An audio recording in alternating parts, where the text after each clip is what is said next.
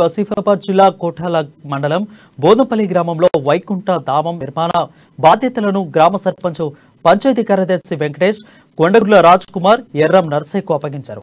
దీంతో వారు వైకుంఠ ధామంను నిర్మించారు. ఆలయ నిర్మాణానికి నిధులు గ్రామ పంచాయతీ ఖాతాలో 4,50,000 రూపాయలు సైతం ప్రభుత్వం జమ చేసింది. అయితే ఆ డబ్బులు చెక్ వేయాలంటే ₹1,00,000 ఇవ్వాలని సర్పంచ్ డిమాండ్ చేయడంతో వారు కలెక్టర్కు ఫిర్యాదు చేశారు. తమకు న్యాయం జరగకపోతే అప్పుల బాధతో ఆత్మహత్య చేసుకుంటామని కలెక్టర్కు తాము గోడును చెప్పుకున్నారు. మాకు 6 లక్షలు బిల్లు వచ్చింది. దానికి గాను మేము గ్రామ సర్పంచ్ గారు మా దగ్గర నుంచి లంచంగా 20 ఎకరాలు తీసుకున్నారు.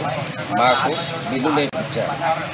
ఇప్పుడు ఫైనల్ బిల్లుకు 4,80,000 రూపాయలు మాకు నిధులు వచ్చినాయి.